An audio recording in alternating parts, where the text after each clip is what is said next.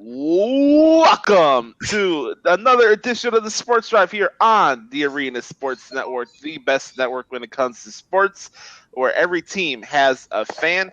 My name is Josh Lopez, alongside the Big Win Frank Sprinkle, Brian Snow, and Sean Mann. Let's get some particulars out of the way. You can follow us at Arena Sports Network, also the Arena Sports Net. Also, check out. You can follow me on Twitter at Josh Lopez if you want to know what I'm doing in my shenanigans with wrestling. Either way, let's introduce the Rat Bastard clan here. Oh, by the way, I always have this PSA before the show starts. If what we say on this program offends you or if you get butthurt over it, it's not our problem. That's on you, my friend. We have no filter on this show. This is a non-politically correct sports talk show. And there's no damn script. Yeah, and there's no script and there's no agendas either. We're gonna say what comes from our heart. It's gonna come from our heart and how we feel. We busted our ass. We don't have to impress anybody, and we're gonna do this in the spirit of the dark night, of the dark truth up there high above. Keep it strong with Sean. Anyway, let's get into our introductions. Let's go all the way from Blue Bumblebee, Idaho. Bumblefuck of the Pacific Northwest, Coeur d'Alene, Idaho, as we got a man who claims to be a bowling master, and he runs the Pablo Sandoval fan club, whether it's on Twitter or Dear Facebook. Lord, how embarrassing It is the one and only Sean Mann. Talk about a new low. I have to say this and welcome everybody and good morning and happy Friday and TGIF. It's a great day to be here. It's sunshiny. It's 7:02 a.m. on the Pacific Coast, 10:02 a.m. on the East. And yes, I will always be the bowling master because I know how to get it done. Who was talking about bowling this morning? But since you brought it up, yeah, you're the in and out light master. Jeez, man, you look super dark, bro. Put your lights in your room on. Hey, are you working out? Man, there. Okay, now I got it up. Yeah, there you are. Now he's lit up. Get yourself in the bowling shape. Seriously, man, when you have the hat on, you look like one of those kids from The Grinch with Jim Carrey. I don't even want to think about Christmas. Christmas is 9 months away. Everybody else is paying off their bills. Okay, let's go on to the next person here in our introductions. All the way from Blue Bumblebee, Indiana, Bumblefuck, USA, we got a man who's a big fan of the Chicago Cubs. He loves the People versus OJ, and he's stuck in the 1990s. It's the one and only Big Win, Frank Sprinkle. That's right. And let me just say this. The 90s were better entertainment than what we have now. Seriously. He loves his Blue Bumblebee outfit. Who mentioned anything about a Blue Bumblebee outfit? Dude, you're the one delusional. There is no such thing as a Blue Bumblebee outfit. Yeah, Sean needs to get some serious help. And by the way, I came up with that nickname, so don't hack me. That's a hack alert. Yeah, I'm not hacking you. I'm not hacking. That's a hack alert.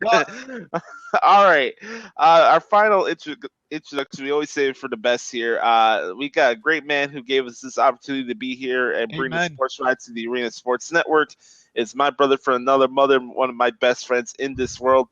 He is the one and only Snowman, Brian Snow. What's going on, bud? I actually get a Gene Honda introduction. I love it. Yes. I actually have someone do a Gene Honda impression from me instead of me doing it for somebody. That's a first. I love it. LaShawn Encarnacion, or Dark Knight, or Brother of Sports, we miss you very, very much. We know that the battles that you've been through, I can attest to them personally. Your physical battles, I mean, we've been through it. We've talked about it so many times. I'll tell you something, brother. We are doing this for you. Baby girl Donna, we are doing this for you as well. Amen. Anybody else, and I got to include one more person in this trio. Pops, you taught me a long time ago to go after my dream and everybody else that doesn't think I can achieve it. So this one's for you as well. From here on out, every game that I call, every show that I do, my brothers in sports here, we are doing this for you and keeping you entertained as well. Yeah, and we talked about this a lot yesterday on yesterday's program. If you missed the replay, check it out. It was very important to realize that while, yes, it's important to have love and be there for your family and all this stuff, all the good stuff that comes with life, you have to remember at the same time, it's about living your life and doing what you have to do to make yourself happy, no matter if it pisses your family members off, whether it pisses your friends off that want to be just and want you to do what they want you to do. You had to live your life, and LeSean Encarnacion lived his own life to fight the dream of letting his dream become a reality as a sportscaster, taken away way too young. And you know what? We've all dealt with bullying. We've all dealt with disabilities and other issues, but we had the self-confidence in ourselves to be on here every single day, providing sports talk that you won't hear anywhere else. And you know, what we're doing right now is showing that we care about what we do for a living. We do this day in and day out, even after, whether it's my writing articles or Frank's stuff with U.S. sports pages or Sean's work in college or Snowman calling games at Michigan City or all across Indiana. We all bust our ass to make sure our dreams come to reality. And this show is a pontification, the fact that all four of us deserve an opportunity to get our names out there, and of course the Arena Sports Network. So everybody, do what you have to do to make yourself happy, and that's what matters the most. You're smart. You're one smart dude. You gluey hump. What was that word? Pontification. Pontification. You have more of a stronger vocabulary than I am. At the end of the show, Josh, if you'll allow me, I want to bring a segment from my show to this one, and you know it very well, the spoken word. Yeah, I actually came up with that segment for you. You humped by it, but yeah, we'll do that with the final thought. You know what? Actually, we're gonna change that. We're gonna make that the spoken word for everybody here. Okay, that's what we'll do. It. All right. Let's have some fun. Let's bring in some laughter to this damn thing, because we have some opening rants that we had to dish out here. So we're gonna start off with the two that usually keep their rants pretty short. Let's go to our bowling master man here, Sean. Any opening rants you have, you hump? The opening rant that I have to say that's very, very important is that the NBA, you really need to start putting on better NBA basketball games. Yeah, I agree. Games that we saw last night. Yes. We have to have the Quabaqueers on here because Cleveland's got 20. You know what? Ever since the NBA season began, who had the most televised games on national television? That would be the Cleveland Cavaliers. They had 25 games televised. Golden State Warriors, your defending NBA champions, have had only 23 nationally televised games. So I'm saying, you know what? All sports really need to put some entertainment on. Quit putting on these low-rated games where it's a snooze fest. And it was a snooze fest last night. Yes, it was. Kobe had 26 points. That's kind of a surprise, however. Well, yeah, LeBron had 26 and Kobe had 26. That's right. Well, more Kobe than LeBron.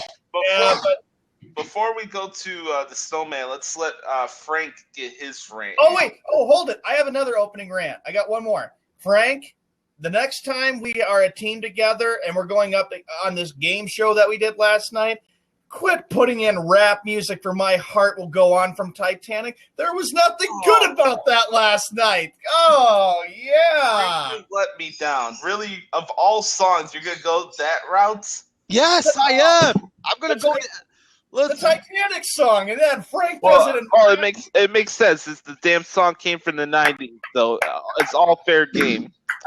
Hey, you know what? You got to be entertaining. One thing about me is I know how to entertain people. Frank, that is bad. Okay.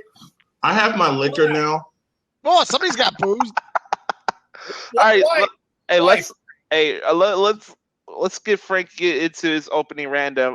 Me and Snowman, we're gonna bust the cap in somebody's ass in a couple seconds. But go ahead, Frank. Yeah, I'll make this short because I know Snowman's got a big rant that he teased yesterday, and I want to hear it. I got a big one too. But you got a big one as well. Okay, that'll make my rant short. Listen, it's Friday. Happy to be here. The sun is out. Life's good. Life's great.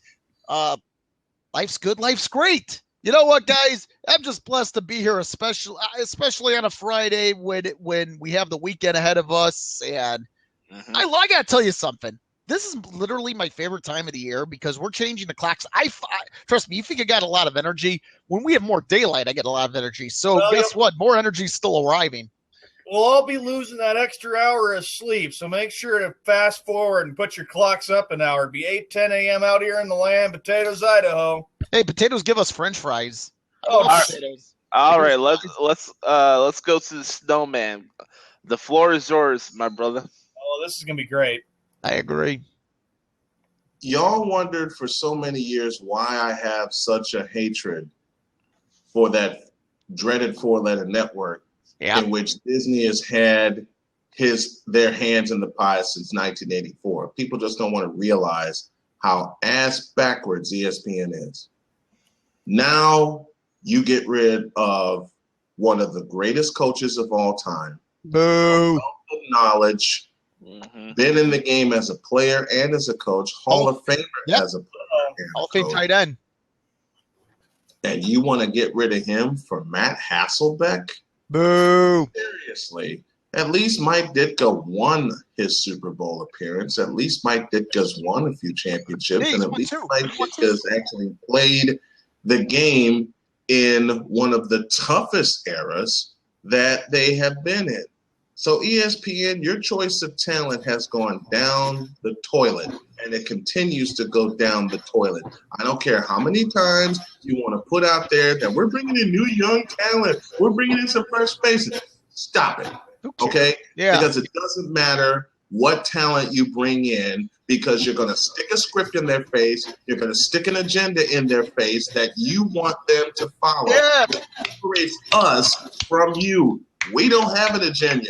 We just call it like we see it, and we'll continue to call it like we see it. And some people are going to get butthurt over our opinions. You know what? Tough tots, all right? We say what others are afraid to say. I wanted to say it another way. But that's all good. Go ahead. I had to edit it. But to continue on, we say things that other people are so afraid to say. And it's going to stay that way, not just on this show, but on our network and the shows. Amen. Period. Now, you getting rid of Mike Ditka is the absolute dumbest move that you could have ever done. Ever. And at the same time, your ratings and your viewership are going to continue to tank. I know a few people that work for the Four Letter Network, and they have had this in place since 2000 when they decided to put ABC and ESPN in our face, and especially in 2006 when you kept seeing those dreaded four letters at the top of the screen covering college football. They should have left ABC alone. They should have left ABC to be their own identity. And the thing that pissed me off the most, the two moves that pissed me off the most about ESPN is when they took the NBA contract and when they took a hold of Monday Night Football. It hasn't been the same. It won't ever be the same. I don't care how many millions of dollars you spend on your studios or your sets or your green screens or what the hell ever. When we get everything together with our green screens, it's going to blow you guys away.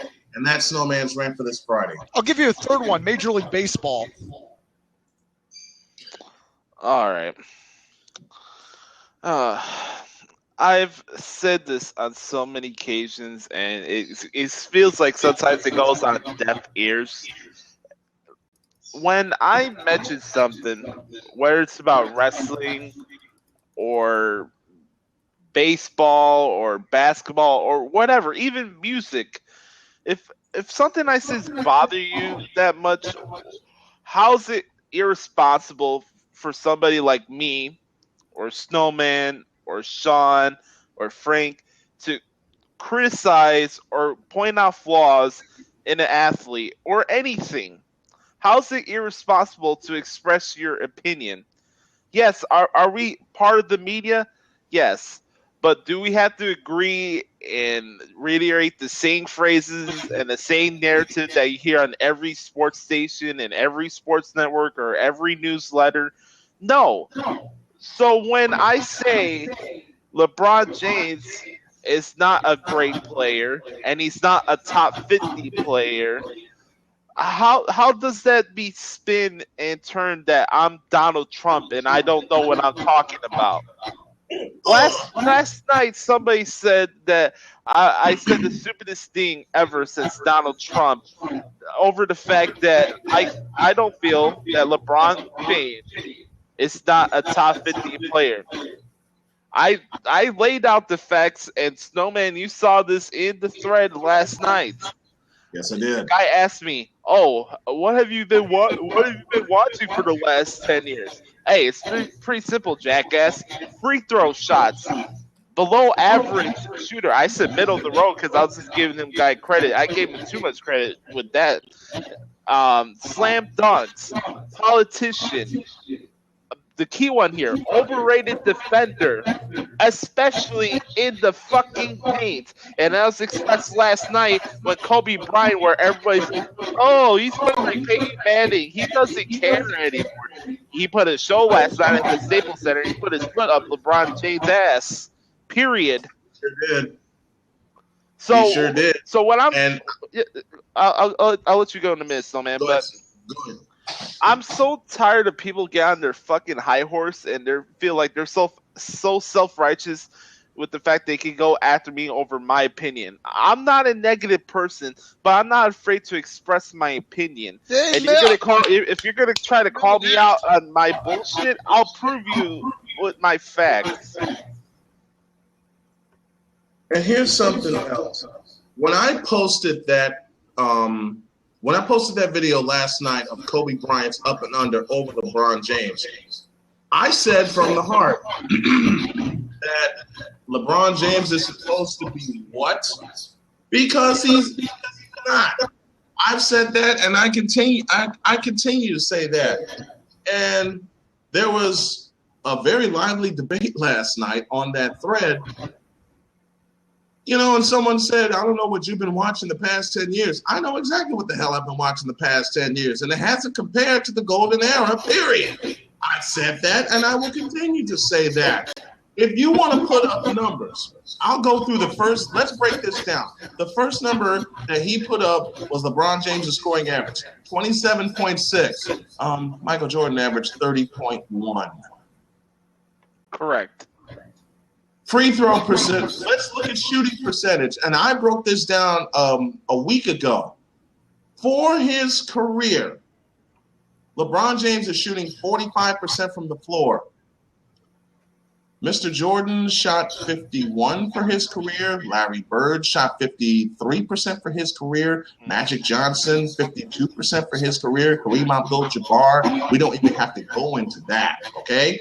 Now, am I saying that MJ, I always said MJ was the greatest of all time, but then I got to thinking and people got some sense knocked into me about giving credit to the people that preceded him, including Julius Erving, including Magic Johnson, including Larry Bird, George Gervin, and all those guys. That's why I always speak of the golden era, because if you guys think about it carefully, no disrespect to Bill Russell, no disrespect to George Mikan, no disrespect at all to anyone that precedes anybody that played in the era from 1979 to 1998. But if you want to look at a place and a time where everything is measured, go from 79 to 98. And if you think about it, 1979, who appeared that year?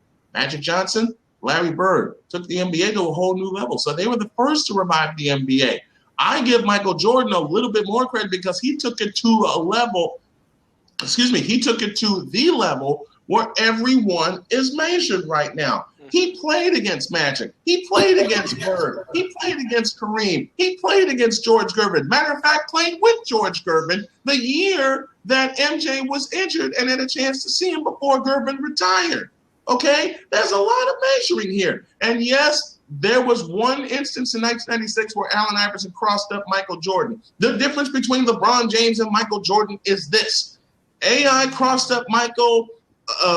Bradford Smith dropped 35 on Michael. Patrick Ewing had his highest scoring games. The one difference is this. Michael got even. LeBron hasn't. And he never will. And it's not the first time that LeBron James got embarrassed when it came to his. is epic defensive skills that I supposedly haven't seen in the last decade. It's kind of funny with the fact that Kobe Bryant, I don't care what anybody says, there's facts and stats to prove it, that Kobe Bryant still has been the best player in the NBA since Michael Jordan left. Now, Steph Curry will take over Kobe Bryant's spot in the coming years. But LeBron James has not been the face of the NBA for the last 15 or 16 years. It's been Kobe Bryant, period. It's been Kobe. Even Michael Jordan has said that. And honestly, I'm so sick and tired of people that get on their fucking high horse that have to go after people just because their opinion doesn't agree with yours. It's bullshit. It's my opinion. I'm not gonna attack somebody if they say something that I disagree with. I don't deal with negativity. People go after me. It's like, oh, why don't you complain about wrestling more? The shit's subjective. There's no right and wrong answer. If something bothers me, I'll mention it on the show, but I'm not going to lose sleep over it. There is no right or wrong answer. Here's another thing that gets on my nerves. If something I stated is factually wrong, I will admit where I was wrong. Just like when I was talking about who I should give more credit to preceding the Jordan era. Okay? It's BS. Everybody wants to be so freaking cynical, and everybody always has to be right. Oh, we have to be smart asses because we listen to Stephen A. Smith and Skip Bayless flap their stupid ass gums every day on television, and everything they say is fact. Oh, everything Dave Meltzer writes on the internet is fact. That's why everything Dave Meltzer says, that's what's going on in wrestling, and wrestling is horrible. Fuck you. Guys, let me ask you a question. Are you still pissed off at ESPN for what they did with Bill Simmons? I am. Yeah, because the guy spoke his opinion. He wasn't afraid to call out people. Yeah, well, it's like ESPN would say, well, we have a policy. You have to do it our way or take a hike and get out. Then you know what? Take a hike and get out. That's what I say. Take your Mickey Mouse ears and shove it up your ass. Hey, let me ask you guys this. Let me ask you guys this, and I'm not trying to bring politics into this, but Mike Ditka was quoted recently, and I just think that the timing of Mike Ditka being relieved from Sunday Countdown on ESPN comes shortly after he said Obama is the worst president ever. Do you guys think that may have something to do with it? It wouldn't surprise me if it doesn't, because after all, I'm just saying, okay, but here's the thing. He says that Obama is the worst president ever, and then shortly after that, he's taking off Sunday Countdown. He can say that. That's it, dude. The thing is that it probably offends the public if you're dressed for a Democrat. But I'm not going to get into politics because this is everybody. The point is that everybody always has to find something to be mad about. Everybody has to find something to be upset about. This politically correct bullshit has to stop. This is because we express opinion doesn't mean you have to get mad over it. If you disagree, cool, but keep it to yourself. Political correctness is tearing us apart. And the great thing, and what people need to realize, the greatest thing about sports debates, it's a debate. Everybody has an opinion, okay? It's subjective. But I'll say this, and I said this before we went on air. When I judge LeBron James about what he has done, I go by his performance, and you know the next 3 words, gentlemen, on the floor. I don't look at his attitude off the floor because, quite frankly, with what he said to Kobe Bryant last night, I'm going to miss the fuck out of you. You know, that sits great with me.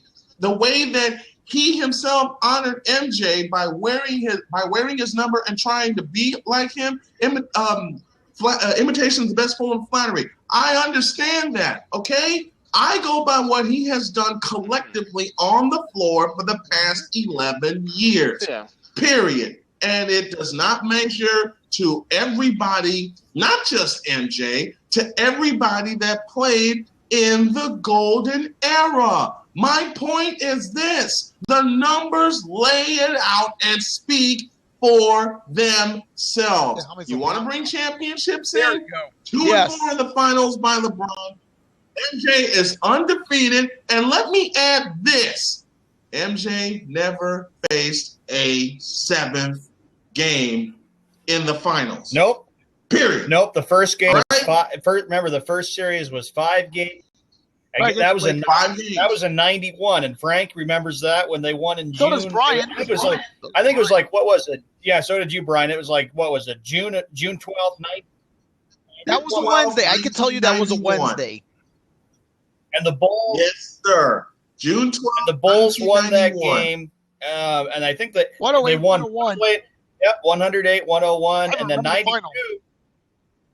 And MJ wasn't even the leading scorer in that game. Scottie Pippen was. He had 32. MJ had 30. So if you want to talk about, LeBron James hasn't had any help, you got to remember, for the first 5.5 years, MJ didn't have any help either. He had to carry folks like Orlando Woolridge and Artis Gilmore, and Sean, you're going to love this, into Boston Garden. The date was April 20th, 1986. The duel, I don't care what you say about Larry Bird versus Dominique Wilkins, and believe me, I loved watching that duel on CBS with Brent Musburger on the call, but the duel of duels for me was April 20th, 1986, Michael Jordan on one side, Larry Bird on the other. Now, the Boston Celtics at that time were a complete team. I mean, what can you do? Kevin McHale, Robert Parrish, Larry Bird, Jerry Schiesting, I believe, was on that squad at the same time, Dennis Johnson, Danny Ainge. What can you do? But if you want to talk about mano a mano, come on, y'all. April 20th, 1986, when MJ dropped 63 in the Garden, Bird countered with 31 in that game. McHale had a double-double. Parrish had a double-double. And oddly enough, it was Parrish who sealed the game in double overtime. The way I look at it is that, that 85-86 Celtic team, that team was really on a mission to get back to the finals because they had lost to their arch rivals, the Lakers, in 1985. So they were different. And you know what? Right after they lost the 6th game to the LA Lakers in the Garden, Larry Bird, I believe it was, and Casey Jones said, you know what? There's a guy out there that the Celtics should really go out there and get, and that was the guy who won the NBA Finals in 1977. That was the guy by the name of Bill Walton. And when he came, that was a big piece. And that Celtic team, Josh, Frank, and Snowman, I know all about Boston sports history, and I know we'll get into it. You sure do. We'll get into the tearjerkers soon for the next segment, but I have to say, that Celtic team was one of the best teams to play and a team that you didn't want to mess with. The Celtics were 40-1 in the old Boston Garden that year in 85-86. They were 67-15, and they went on a tear. They swept the Bulls. They beat the Bucks. They beat anybody, and Houston knew they were not going to. They killed Milwaukee. They killed Milwaukee. The game that stood out in that series was Game 3 when Larry Bird notched a triple-double. I watched that with my dad, and I looked at my dad, and he looked at me, and he goes, is Larry Bird really doing this to Milwaukee? Well, think about that Bucks team. I mean, yeah, they didn't win a game in that series, but think of who the Bucks had. Paul Pressey, Sidney Moncrief, Terry Cummings. My point is this. When it comes to LeBron James, I judge about what he does on the floor in comparison to the eras before him and to what's currently the Stephen Curry era, because Stephen still has some things to prove. Because remember, he lost a year and a half due to an ankle injury, and we're just seeing what he can do on the floor without the ankle injury. I've always said Steph still has a lot to prove, and a lot of that is because of his dad. He's made his own name separate from his dad, but he still wants to get better. That is something LeBron has not learned. And also, it's one thing, like Brian said earlier, when it comes to sports or anything entertainment-wise, it's fun to have a debate. But if you're going to go on your high horse to try to question our integrity or, if we're worthy of being media members, I find that pretty blasphemous, because all 4 of them right here show that we have pride and integrity with what we do and what we cover. Yeah, you better believe this because I call on somebody that ESPN gives a blowjob to every single week. Doesn't mean I don't know what I'm talking about. And you know, and think about it too. And remember, Jalen Rose, Josh, blocking you on what was it? Yeah. Oh yeah, because his expert opinion on ESPN is so valuable. No, it ain't. But that's the thing, though, as we get into the next segment. This is how bad ESPN has been. I grew up with Berman and Dan Patrick and Keith Olbermann. I mean, they had a lot of great experienced journalists, but now look at what they've got. They're hiring former players to be analysts who have no journalism skills whatsoever, and they are pretty much biased because who do they want to win in the NBA so bad this year? They don't give the Warriors any credit. They give the Cavaliers credit, and they want the Cavs to win. And I'm going to tell you, it's going to be a great day again when Cleveland gets knocked out in the NBA playoffs. And I'm going to say it's going to be a first-round quarterfinal upset when the Bulls go into that series and knock them out. I'm going to laugh so hard. That's just more reason. That's just more reason to root against Cleveland. Really. I'm just so sick of it. That's more reason to root against the Cavs. I can't wait when the Bulls face the Cavaliers in the first round. It's going to be epic because everybody is going to expect Cleveland to win. The Bulls are going to have a lot to prove, and they're going to. Oh yeah, and it's going to be payback too, because you know how bad do the Bulls want to beat them? They've been so sick of losing to LeBron, even when that stupid punk was back in Miami. Look, they want to pay them back so badly. We talked about this in our pre-show. It's like when the Bulls took on the Detroit Pistons. I watched Game 6 of that 89 East Finals in full, and you can see the growth every year by the Bulls, even though the Pistons beat them 3 straight years. 88 in the East semis, 89 in the East Finals, and 90 in the East Finals. Think about it. 5 games in the semifinals in 88, 6 games in the East Finals in 89, 7 games in the East Finals in 90. Every year the Bulls got closer, and then they solved the puzzle in 1991.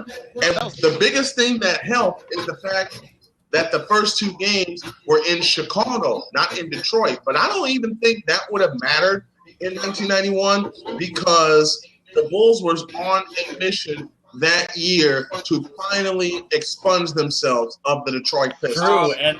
True. Well, let's get into another segment that we came up with in our conference call today.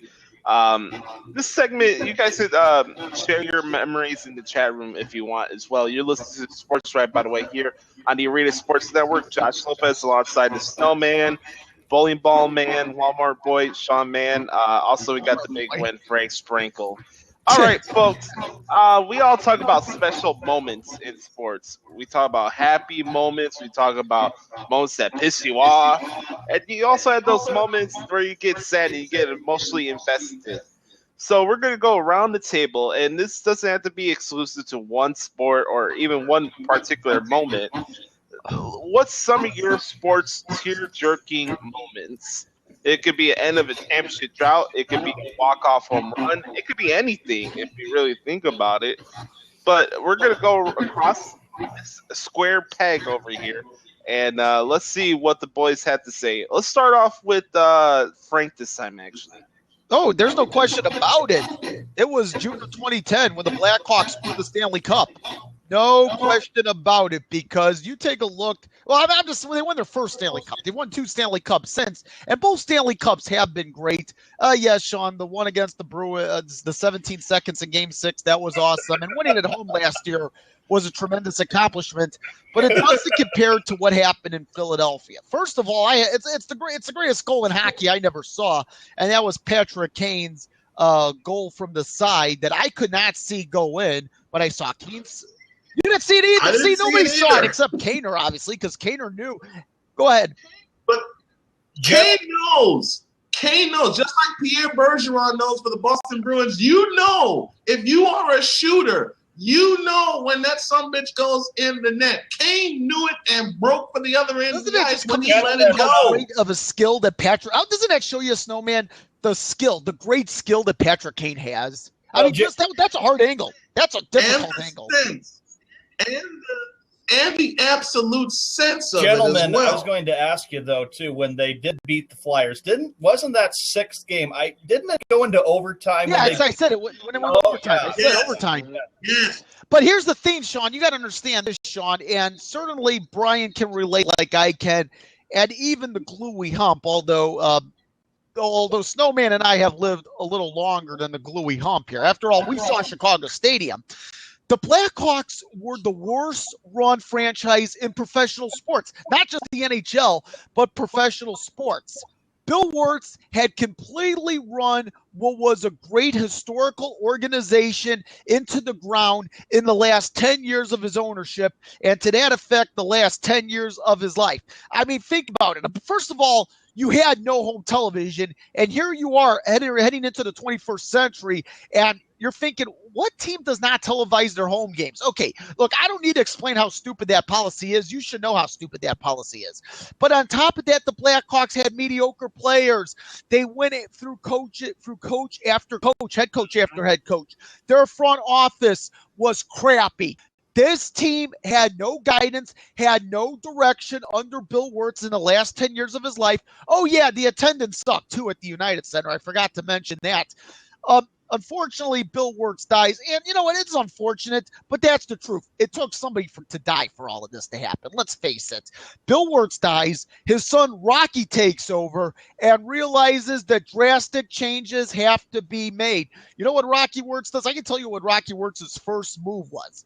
He brought in John McDonough, who was the marketing genius with the Chicago Cubs for, at that point, about 25 years, I believe. He brings in, Brian, Brian, you know what I'm talking about here.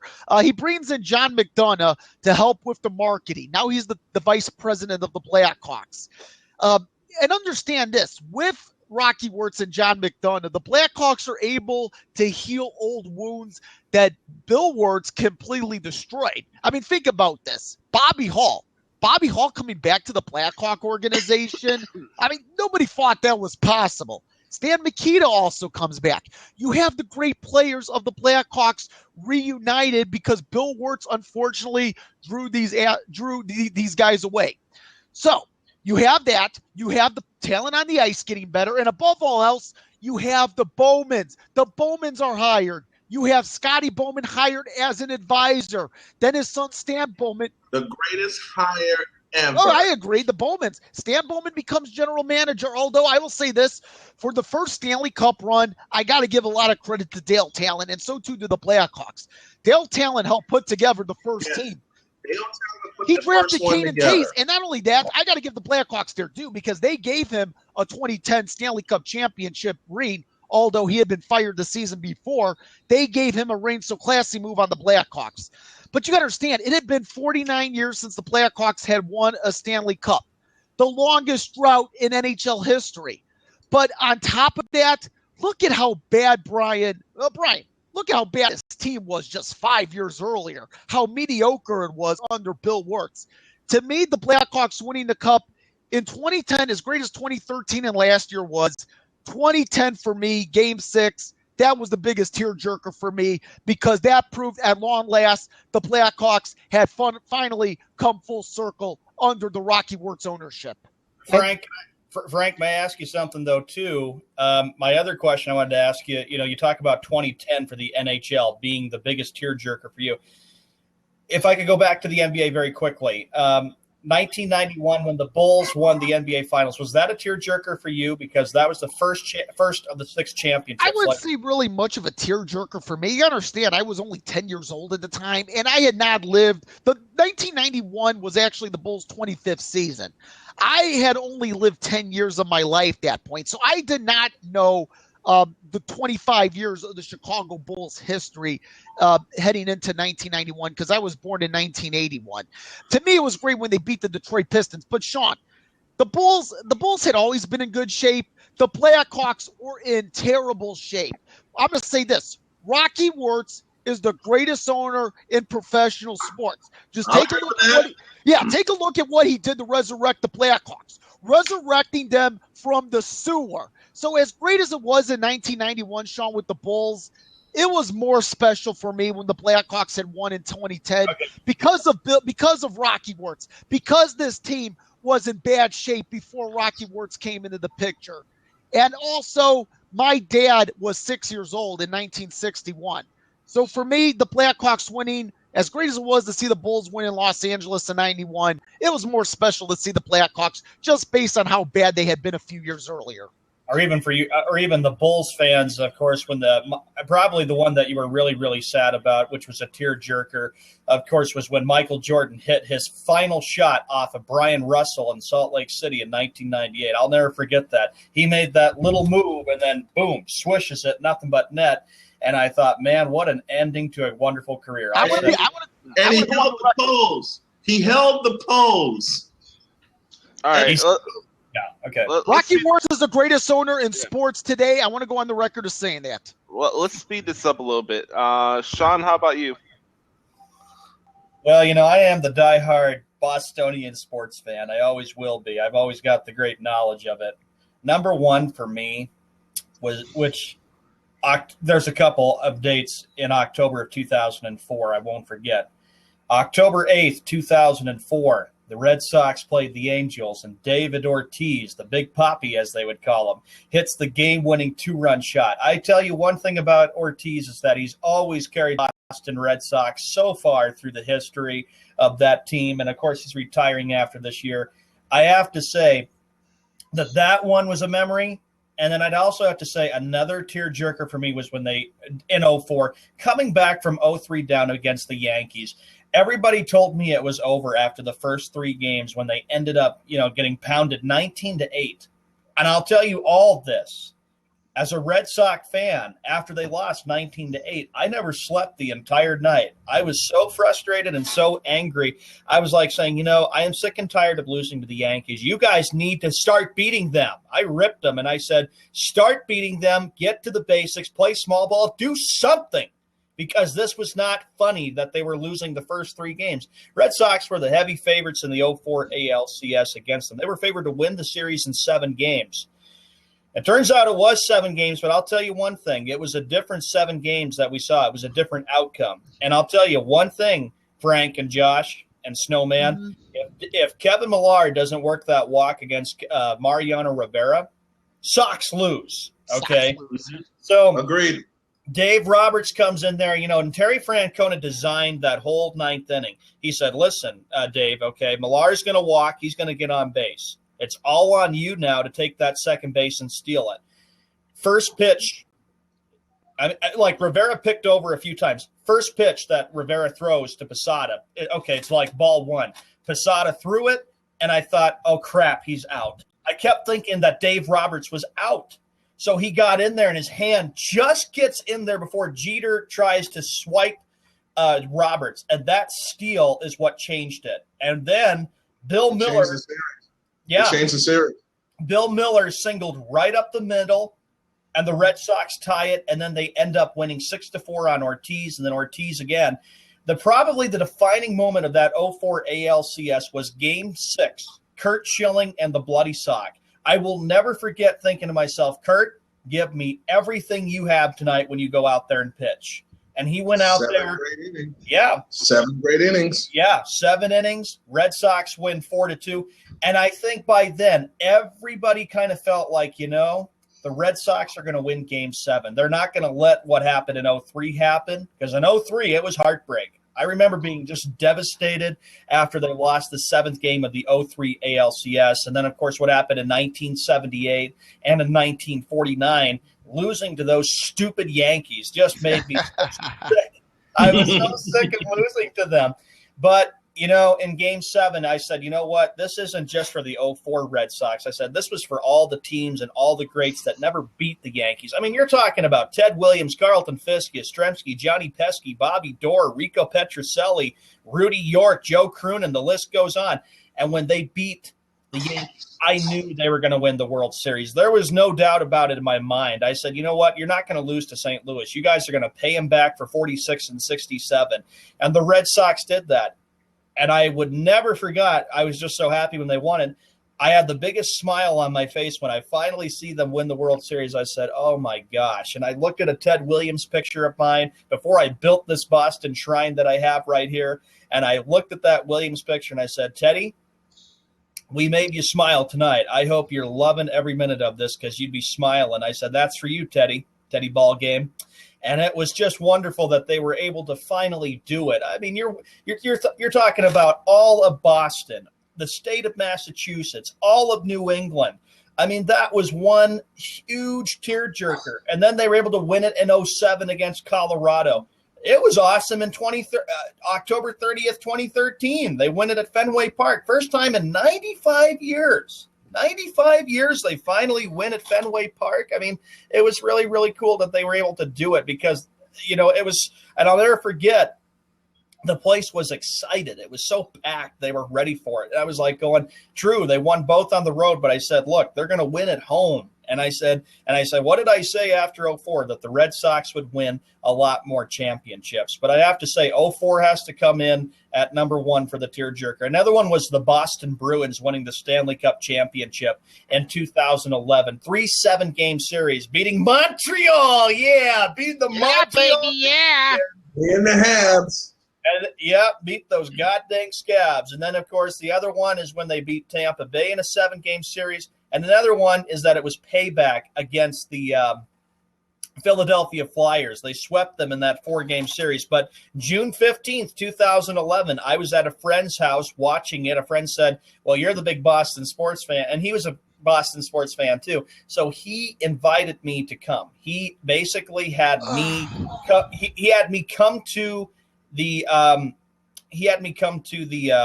to the house and stuff too. I don't know where Josh went, but anyway, where'd you go, Josh? I don't know where he went. Oh my goodness, too. He's missing in action. Yeah, so the Bruins were able to win Game 7. The Celtics winning in 2008 was another tearjerker because I never was alive for the first 16 championships. When the Boston Celtics won that. And Frank, you and I talked on the phone one time about my history of Boston sports. It's great. The Celtics winning it really brought Celtic pride back when they brought in KG, Pearson, Allen. Boy, were they a team to watch. Don, I know you know the answer to this question. What was the song that was played on the public address right after they won it?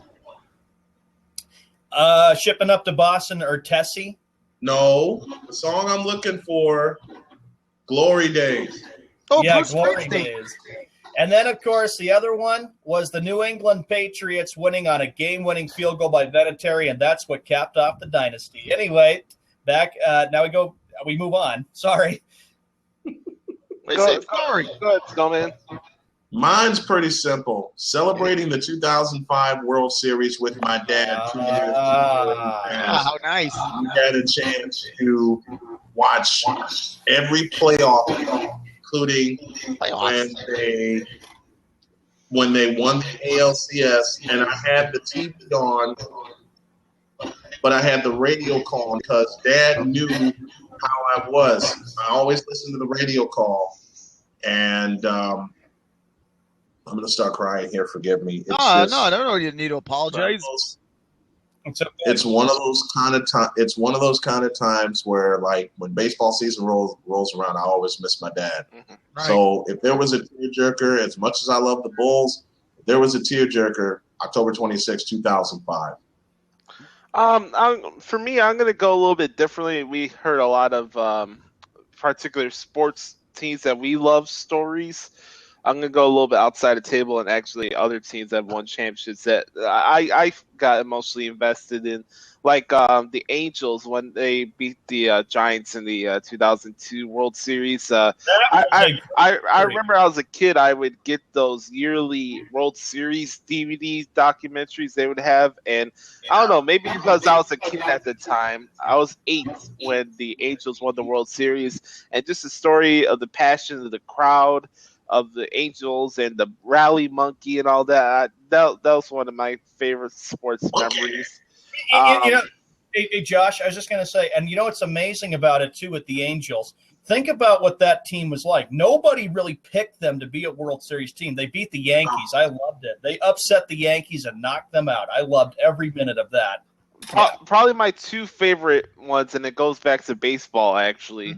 The second one, most important one to me, is the Arizona Diamondbacks winning the World Series in 2001. Right. And then also number one will be October 26, 2005. The most sentimental moment for me as a baseball fan, a lifelong baseball fan, seeing my team, the White Sox, prove all the doubters wrong, especially ESPN, who thought Roger Clemens and Andy Pettit was going to sweep the White Sox. Obviously, they're proven wrong because the White Sox swept the Houston Astros. So, with that said, the White Sox win the World Series. That was so beautiful to see that happen. You know, in 2001, I got to say this quickly because we got a lot of stuff to get to. 2001 was, you know, when the Diamondbacks and Yankees played, we can all remember where we were. It was right after 9/11. There was a lot of emotion. It was an emotional World Series because it was a 7 games. I'll never forget, Diamondbacks are up 2-0. And I'll never forget when the Yankees hit those home runs, just how loud the stadium was. New York needed that because that city was hit with a lot of sadness, and it was a really tough time for our country. And Frank, you and I have talked about how emotional that 2001 World Series was between the Diamondbacks and Yankees. You know, and I know many people were probably rooting for the New York Yankees, and I can understand, but I don't think Diamondbacks though. Well, maybe you, but I think what many people were happy to see, even though the Yankees didn't win, was a thrilling 7-game series that went right down to Luis Gonzalez's game-winning at bat. I think that's what people really wanted to see, was just an entertaining World Series. It didn't matter if the Yankees had won or not, and that's what people got. And then one of the most memorable Super Bowls a few months later. Sean, obviously you remember that, with the Patriots winning their first Super Bowl. Yep. I'll tell you, is that one thing about sports in that time, the post September 11, 2001 era, is that it did help unify this nation and also was able to get many people's mind off the troubles of the world. Sports played a huge part in getting this country back together. I got another one. I'm sorry for this one, Snowman, but this one meant a lot to me because the Ravens were my favorite ASC team. So to see that playoff run and seeing Ray Lewis finished his career with a Super Bowl championship in New Orleans, that was a very special moment as well. You know what? Credit where credit is due. Ray Lewis deserved to go out on top. He did. And he was such a signature for that Ravens franchise. And for him to finish the way that he finished, like I said, give credit where credit is due. He was one hell of a player. Indeed. All right, boys, let's move on. Let's get to On This Day in Sports History before we get to the Skippy Bayless Bash Hour, which means, by the way, Sean, upload that Skippy theme song if you can. You hump. Do you want me to get to an update at all, or do we not have time for an update? Nah, it's all right. Nothing special going on tonight anyway. I got to get the Shocks ready to go. Yeah, okay. Get that Shockomania 3000 going. Anyway, today is March 11th, 2016. We're going to go all the way back to 1882. Really? Records were actually kept in 1882? Yes. Wow. All right, boys. Way different world. Yeah. Yep. On this day, on 1882, the Intercollegiate Lacrosse Association was formed in Princeton, New Jersey. So lacrosse became official in 1882. How am I supposed to know that? On this day, 1892, the first organized women's basketball game was played.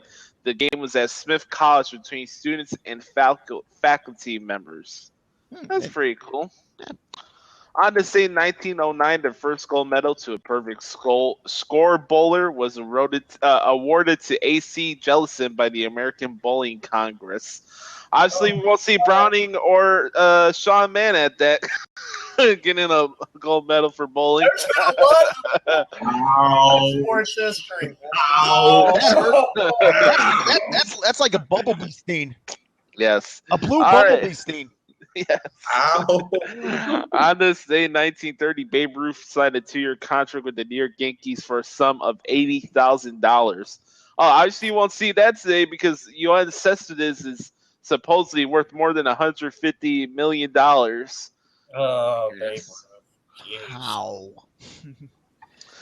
Anyway, on this day, 1948, Reginald Weir became the first black tennis player to participate in the U.S. Indoor Lawn Tennis Association tournament. That's cool. Interesting. That's very cool. On this day, 1978, Bobby Hall, when he was with the Winnipeg Jets, joined Gordie Howe by getting his 1,000th career NHL goal. On this day, 1979, Randy Holt of the Los Angeles Kings was penalized 9 times for 67 minutes in the first period of the game against the Philadelphia Flyers. Yeah, how indeed? How does somebody get? That's a record. That's got to be a record. On this day, 1990, Jennifer Caparci, 13 years old at the time, played her first professional tennis match. I'm not a fan of tennis, so I don't know who she is. On this day, 1990, Dennis Savard of the Chicago Blackhawks scored his 1,000th points. And, oh, boy, this one should really close this week off with a bang. On this day, 2004, Major League Baseball banned THG. The Health Policy Advisory Committee of Management and the Players Association unanimously determined that the human growth hormone builds muscle mass. I think I heard about that. I think I remember that 12 years. I think I know a little something about that. About time at that point. Yeah. That was for all the entertainment in baseball was sucked out of it. But anyways, let me ask you guys a question before we get into the bash hour. Since we're in the midst of free agency, God knows who's going where. I like we mentioned this on yesterday that me and Frank like the moves that the Bears are making. Oh, certainly. But yes. What's important for the Bears this offseason is the draft, and they got many of options to plug in guys into that defense as well. So who knows who the hell's going where? Just in your opinion, guys, who are the winners and losers so far in free agency? Go ahead. Anybody, if they want to start, by all means, go ahead. I'll go first. I'm going to say the Houston Texans are clearly a winner since they got Brock Osweiler. Houston, in my view, is going to be – they still got some holes to fill, but getting Brock Osweiler is good. He's a young quarterback. Remember, he went 5-2 last year for the Houston Texans. Actually, for the Denver Broncos. Excuse me. Pardon me. Pardon your French. Snowman's getting a laugh. Pardon his French. Get it right, Sean. I think Houston. But here's the way I look at it with the Houston Texans, gentlemen, very quickly: is can they compete with the Indianapolis Colts? We know that they did last year, but can they compete again this year with the Indianapolis Colts? Hey, that's good. But besides the NFC East, the AFC South is by far the worst division in football. So yes. Frank and Snowman, how would you both view it? Josh, you said, how would you view it? That are Houston Texans a team that can compete with Indianapolis in the AFC South? Hell no. Isn't it? Let me say this. Isn't yes? Because, and I'll tell you why. As much as the Texans are excited to get Brock Osweiler, they have to see a healthy and a pissed off Andrew Luck twice. That's right. And I say for the losers, to answer your question, Josh, about the losers, right now I'm going to go with Denver Broncos as a clear loser. Now they realize they don't have Peyton Manning, who's retiring, Brock Osweiler going to Houston. The question's going to be, who can be their starting quarterback? Will RG3 land in Denver? Will Colin Kaepernick land in Denver? Let's not forget the two key cogs from the Super Bowl win a few weeks ago. C.J. Anderson is now with the Miami Dolphins, and Danny Trevathan, who had a couple of key turnovers in that Super Bowl, is now with the Chicago Bears. All right. How about you, Snowman? What the hell for? Yeah, really. How about you, Snowman? Why in the blue hell is C.J. Anderson in Miami? Because, come on, Snowman, you got Adam Gase. He knows what he's doing. I'll repeat my question. Go ahead. What the hell is he doing in Miami? That's what I'm still trying to figure out. He's there for the women, man. Come on. He's there for the beach. Oh. Which explains why Brent Grimes is out of Miami, because his wife opened her mouth and effectively put her foot in it and in his career. I went there. We should have a segment when spouses go bad. You know what? I'd have to say the reason. I'm already starting the damn I'll thing. join you. Nico Grimes has cost Brent Grimes the remainder of his career. As we get closer to the bash hour, I think the reason why the Dolphins wanted to make this move is because all three teams are wanting to compete with one team that has absolutely owned the AFC East, and that's the New England Patriots. The Jets, of course, adding that. The Jets adding Matt Forte, and of course the Jets adding another big running back from the Saints. Maybe they're going to get Kaepernick. Whoa! Back up! Rewind! Yeah, there's a big penalty flag on the field. The Jets added who? Somebody from the New Orleans Saints. I saw that on my Twitter yesterday. I'd have to find out. No. The first name you mentioned. Matt Forte. Matt Forte went to the New York Jets a few days ago. Yeah, he wanted to be reunited with Brandon Marshall, and it feels so good. I hate Brandon Marshall. I hate Brandon Marshall. That guy's more of a diva than Ocho Cinco. Hold it. At least Ocho Cinco's in the damn playoffs. Breaking news. Joey Crawford, last of the great NBA refs with personality, stepping down. Hey, retiring. Hey, Joey Crawford's going bye-bye. It's a miracle. Joey Crawford is stepping down. Oh, my gosh. Because someone stepped on him. Well, look how slow he would run up the court, back and forth. Sometimes he would trip. The guy was so slow. That's why he's going to be 65 in August. Hey, Sean, get the Walmart wine out. Oh, my God. Come on, Frank. Hey, we got to celebrate one way or another. All right. Boys, it's time to get into the Skippy Bash Hour. Sean, do you have the yes, it's about time. Right, here we go. Ladies and gentlemen, here we go. I'll get right to here we go. And come on. Load up. I'm sorry. It is time for the Skippy Bayless Bash. Skip Bayless talks crap all day long, and now it is our turn. We all know Bayless is a moron, but now the Jockstars fight back. One more time for the weekend. One more time for the weekend. Bayless Bash. Skip Bayless talks crap all day long, and now it is our turn. We all know Bayless is a moron, but now the Jockstars fight back. Ladies and gentlemen, boys and girls, the Aftershock man is ready. Snowman's ready for the reaction. Me with the laughter and reaction as well. It's the Skippy Bayless Bash Hour. Oh, yeah! I love that energy. And that wasn't even me. Oh, man. Okay, how many shots today? How many shots? We have 19 of them. 19 shots. Look at Snowman. God help us all. 19 shots. Lord. Wow. Damn. That's what I'm saying. Y'all want to know something?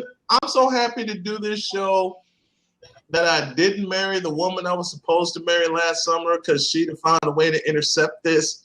I'm so glad. Let's roll. The hit's just fun coming with Skip Bayless. Here we go. Hey, Snowman, do you think you could play something for your soundboard on here or no? I'll have that ready Monday. Okay. All right. I cannot. And I have to reload the sounds. That's why I've been redoing my office, because I'm going to move this over there and get all that set up over the course of the weekend, so I'll be ready Monday. Bazinga. Let's do it. Big I'm time. ready. Let's go. Oh, yeah, let's go. How many shots again?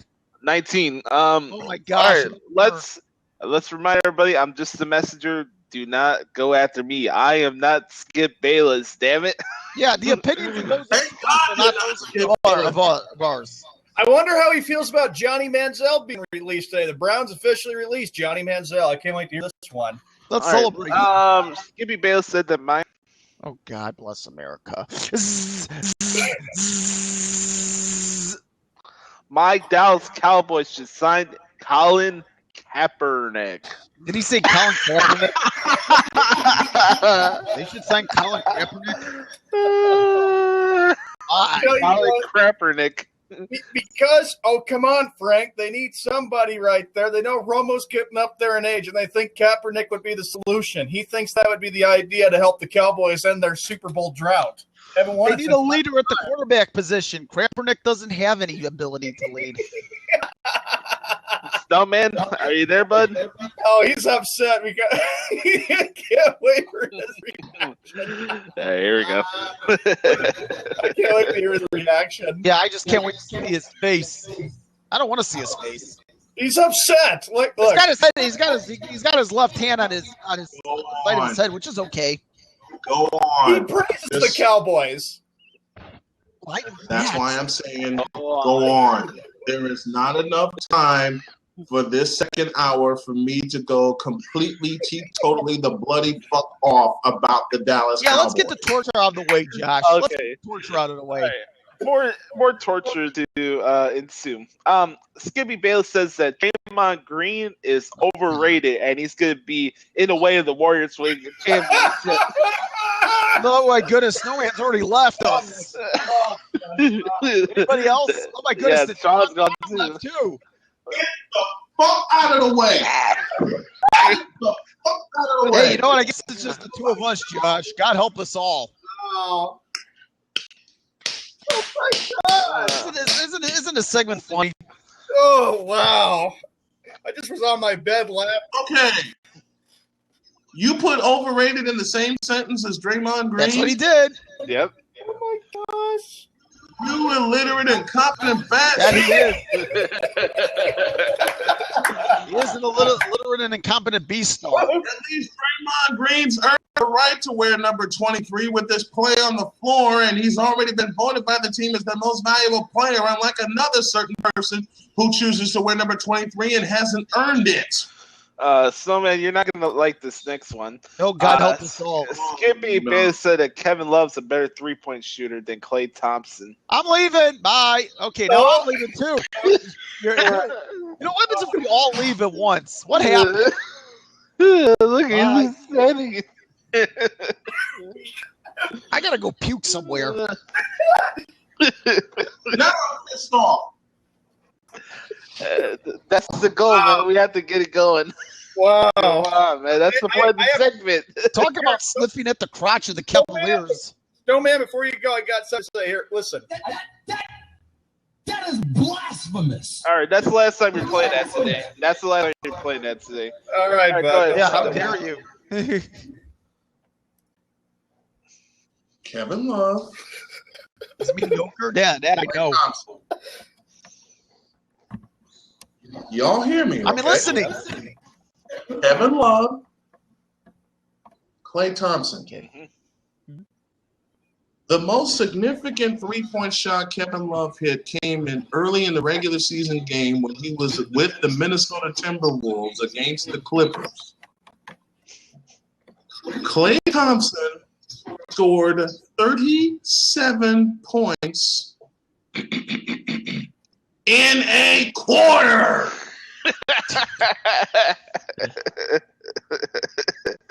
In a quarter.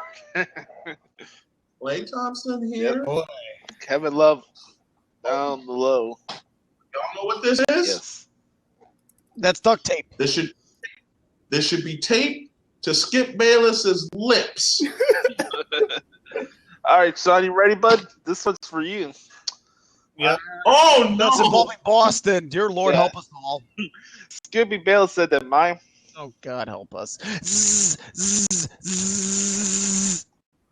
Skippy Bale said that my Boston Celtics should let go of Brad Stevens because he's a wannabe David Black.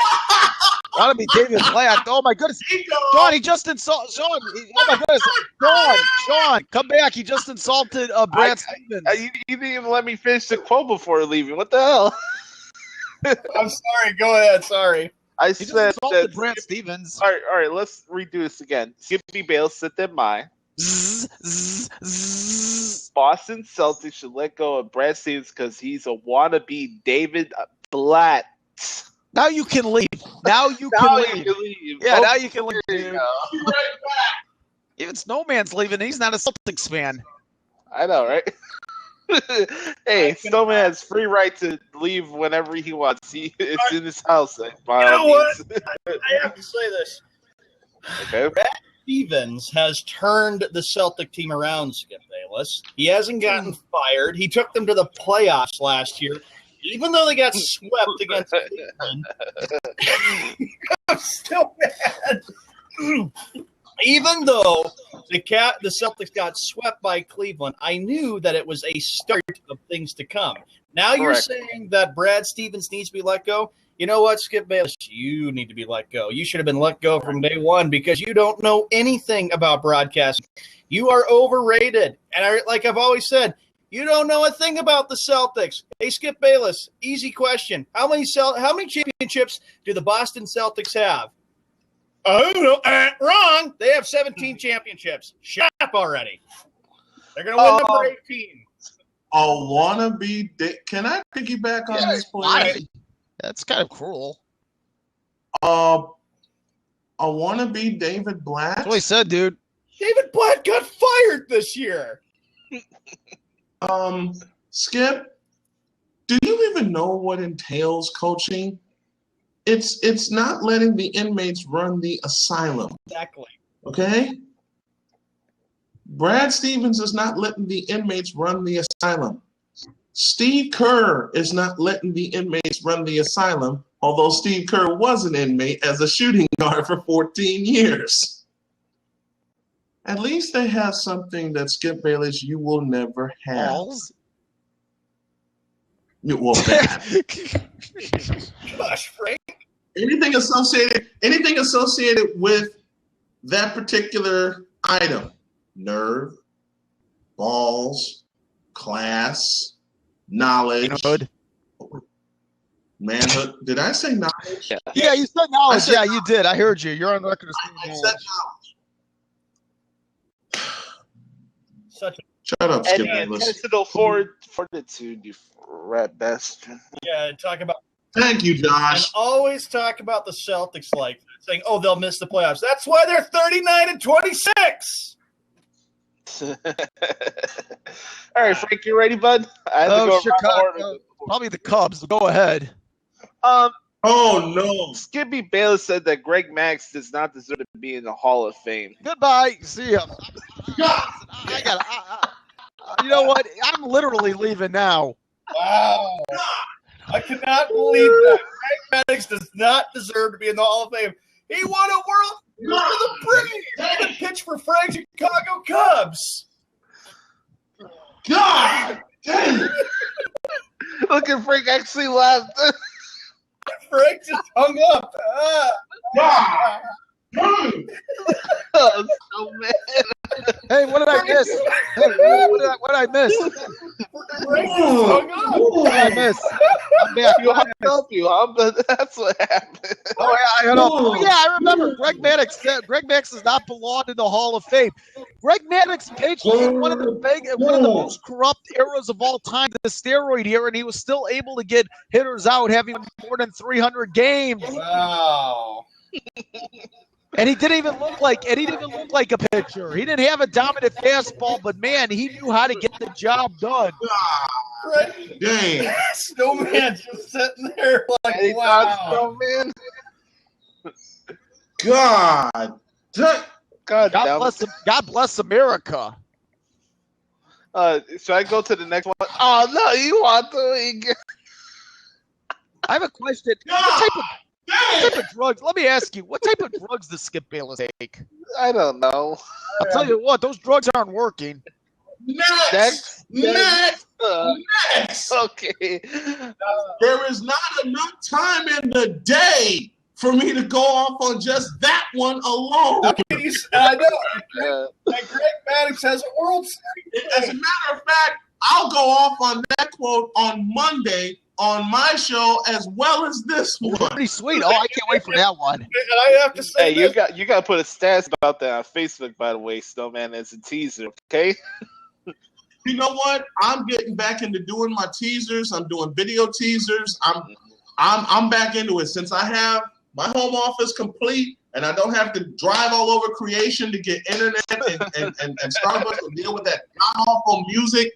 As long as I don't have to do that, I'm cool. Well, I still can't believe that he would say that because Greg Maddux actually won a World Series, and I know all that. Right, let's get to the next one for Snowman Potts a blood vessel. 15 minutes into this thing. I might pop a blood vessel before he does. After what I just heard from Skip Bayless about Greg Maddux. Okay, all right, next one. Oh man, Skippy Bayless said that Tristan Thompson is a better player than George Gervin. God damn it! Oh man! Wow. Yeah, wow isn't wow. Yes, is the right. potential. I have to phrase that right. Potential. Are you serious right now? He is. I don't know. Is that I'm being just the serious or is messenger. that Don't be mad at me, Snowman.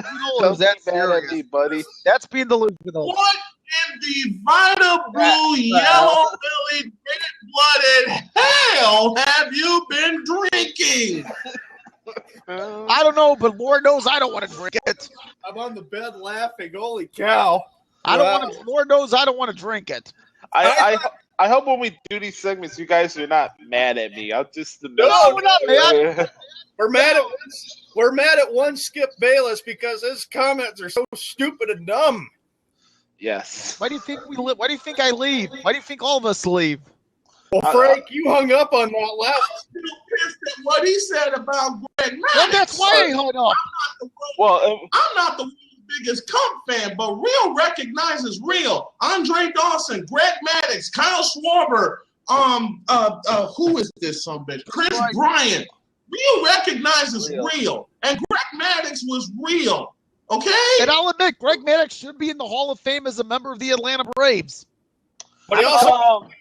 Oh man, if you thought the Greg Maddux one was gonna get you pissed off, wait Oh till this. God! Let's just get it out. Skippy Bayless said that Frank Thompson should have been acquitted of Try again. He doesn't even want to say Yeah, Bayless messed me up now. That's great. Okay. This is how, folks, this should let you know how stressed out Skip Bayless makes all of us. Indeed. Especially me, because I'm the one that's typed this shit out in the damn document. Skip Bayless was talking about Frank. By the way, folks, if you don't like the four-letter George Carlin words that come from us, then you shouldn't be listening or watching this show because we call it like we see it, period. Let's talk about Frank Thomas. Let's get the picture out of the way. I got to hear this one. Skippy Bayless said that Frank Thomas should have been associated with the PED use as well. That's going to a new low. That is going to a new low. Frank, you're not going to hang up, are you? No, I'm not going to hang up. Yeah, I got to rant. Skippy Bayless said it was unrealistic to see the size of Frank Thomas grow year after year after year. Let me say this about the Big Hurt. The Big Hurt, this was in the 90s, during the late 90s, I believe. He was being interviewed. I don't remember who it was, but it was some sort of a publication. And and he was actually asked a question about steroids. You know what he said? Yeah. Give me the cup. Give me the cup. You know what? Frank Thomas brought honor. He brought dignity and grace to the game. Correct. These other idiots tainted it. Frank Thomas was what was best about baseball at its darkest. No, I think I hate Skip Bayless now. I never thought I'd say this, but I hate him now. I'm not going to say anything. I'm just going to go right to Snowman because he's got a big point. Hey, let me say this because I'm a Sox fan as well. Yep. Hey, jackass, Frank Thomas probably the most clean player during that era. Yes, Period. yes, of course. Go ahead, Snowman. Oh, my gosh. Probably believes Mark McGwire should be in the Hall of Fame. Frank Thomas, according to Skip Bayless, should be associated with the PED. Shame on him. Shame on him. Let me start here. Skip Bayless, You ignorant piece of shit. Yeah, really. You need to realize that Frank Thomas at Auburn played two sports. Right, Football and baseball. Frank Thomas destroyed a scoreboard at Auburn when he fully concentrated on baseball. Okay, associated with the PED era, I don't think a big man Frank Thomas's size and skill while on PEDs could hit 301 for his career, over 500 home runs, over 1,500 RBI. Correct. Yeah. Could spray the ball to all field. His first home run came in Milwaukee, and it went the opposite way, you jackass. Frank Thomas was the most dangerous hitter aside of Ken Griffey Jr. We're talking about late 80s and all through the 90s. The two most dangerous hitters during that era, before Big Poppy got his fame, were Frank Thomas and Ken Griffey Jr. Period. I agree with that. Period. This next one. Let me say this again. Go ahead.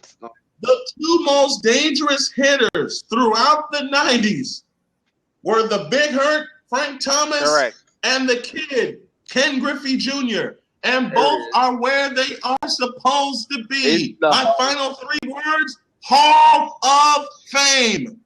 Period. And I'll add one more. You know it, Josh. Period. Guys, you have to understand why I'm laughing, because these were casual conversations that me and Snowman had in person when we were covering games and when we were hanging out with each other a few years ago. The whole time, Josh and I have been friends. We've had conversations like this, unscripted, unedited, and off the charts. Dysfunctional too. That's why I consider Snowman a brother to me. I don't even say friend. That's cheap. It's to call him just a friend.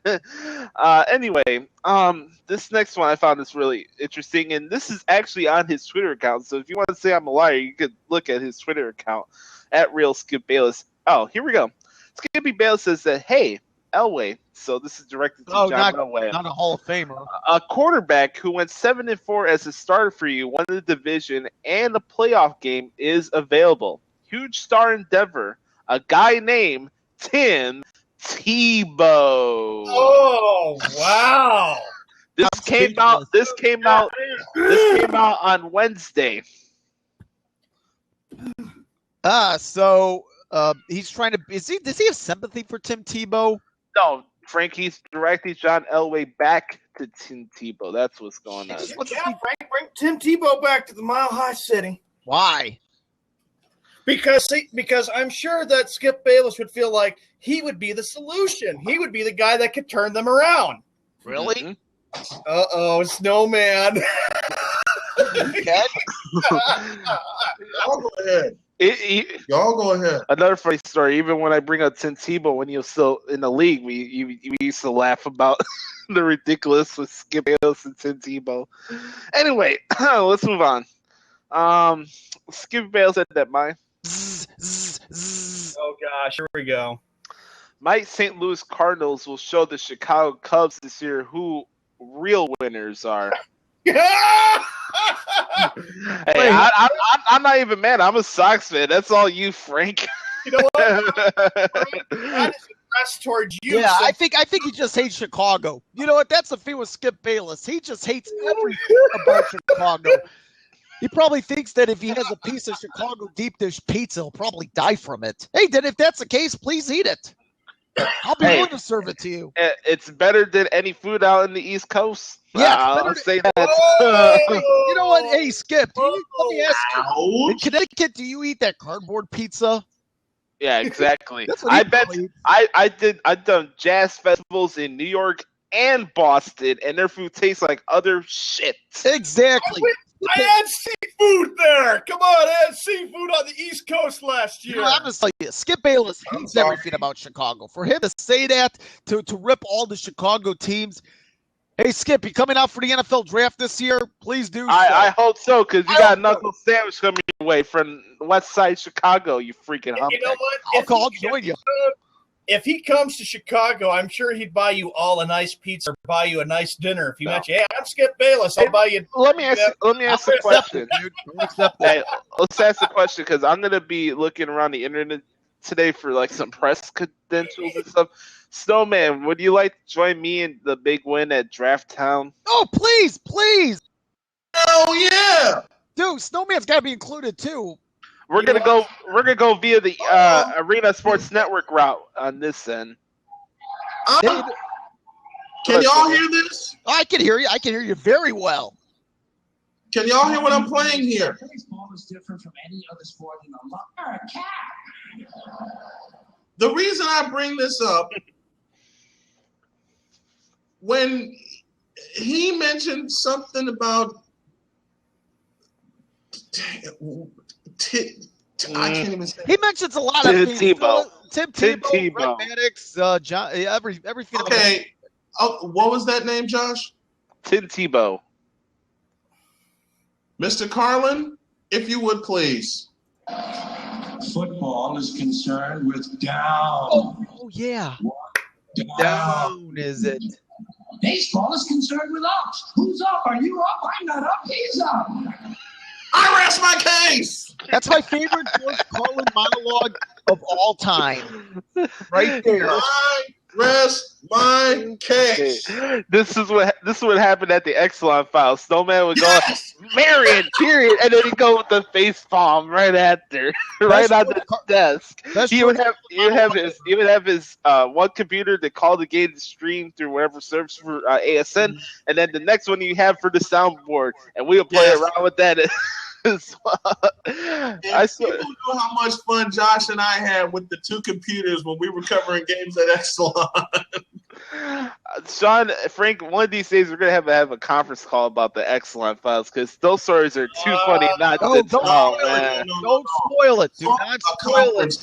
Do not spoil it. Hey, screw a conference call. This summer, Sean, if you come out this way, we're sitting down over pizza and beer and having a conversation. Okay? Yeah, you need to bring yourself to Chicago. Yeah, he's got to. Come out for the draft. You want? Oh my gosh, I have to save up for it. See what kind of deals I could get out of it. I'm sure I could find some good deals. Yeah. Come out for the draft.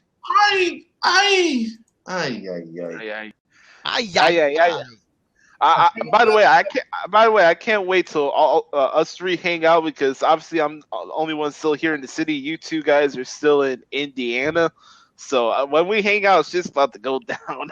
A lot's gonna go down. Oh, we're gonna blow downtown to shreds, okay? Yeah, we need to get a not saying a rainbow flags, but we need to mark down a date of when we're hanging out, though. I'll say this will be the Great Chicago fight. It ain't gonna be on Friday. I know that much. Yeah. I got a funny story. When I worked at Cedar Point in 2002, and June 19th was the day, and I know Sean's gonna get a royal kick out of this. June 19th, I worked in games, and my supervisor kept saying to us, "It is Father's Day." Ah, yes. And I'm going, yeah, I know that. Well, what the hell are you telling us for? Oh, yeah, I got my answer. I got nothing against them. Don't get me wrong. Just telling a funny story here. But the parade came through the park. And I thought I've seen enough rainbows that could fill the Spectrum, Boston Garden, the Forum, and Chicago Stadium. When they started parading through the park, and I'm seeing people getting the bloody hell out of the way, my supervisor came to me and put his arm around me as I'm watching this parade. Now, I love solidarity. Don't get me wrong. Do not get me wrong. I do not judge. But he saw a look on my face of fear. And my supervisor put his arm around me and said, "Give me your apron and get the hell out of here through the back door." I handed him my apron. And the bad part is, my other supervisor, she set this up. She came into my booth and she said, "Isn't it game 7 of the Lakers and the Kings?" Oh, yes. Yeah.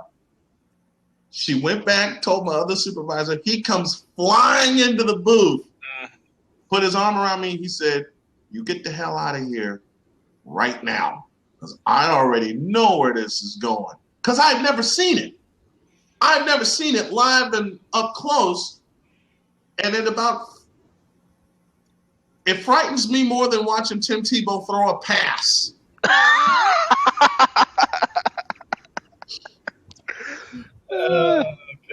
And when my supervisor said, "Get the hell out of here and use the back door," I handed him my apron. Yep, there we go. And I got the hell out. Now, get it out. 3 years later, back at Cedar Point, I thought I'd have to go through it again. And I know a lot of people. I know a lot of people that are gay. Let's just call it what it is, okay? Let's not use any politically correct terms. I know a lot of people that are gay, okay? And I support them just as they supported me. Good. I do too. They wound up being my best friends and kept me out of jail when I was getting ready to drop a stone cold stunner on a few people. Yeah, I totally agree. My sister is, so good for that to come to fruition. Anyway, let's go to the next one. Oh no! Have we got? And I see the warning. We haven't gotten to the wrestling ones yet, have we? Beep beep. No, that's gonna happen in a couple minutes. Oh Lord, help us all! All right, here we go. Me. Skippy Bayless said that Magic Johnson is an overrated point guard. Oh my goodness! I don't know what. Hold up! Don't interrupt. I have to finish the quote first. But you know, Skippy Bayless said that Magic Johnson is an overrated point guard compared to Matthew Dellavedova. In unison, on you point. don't even need to finish the quote. Whenever you say, listen, Glory Hop, listen. Whenever you say Magic Johnson is whenever you say Skippy Bayless says that Magic Johnson is overrated point guard, you don't even need to finish the sentence. You don't even need to finish it. Then I know that. What the crap do you say that? But it disrupts my flow when I say the quote. When I'm done with the quote, that's when the magic happens with the reactions. How the crap do you say that? Magic Johnson, an overrated point guard? Oh my goodness! Do y'all see what I have in my right hand here? Yes, lemon scent. Lemon scent's the best, dude. The reason I have this is because this needs to go into Skip Bayless's mouth. His brain, actually. I have a question. Can you make it dirty? Hold on, gentlemen. I got to say this. Skip Bayless, OxyClean.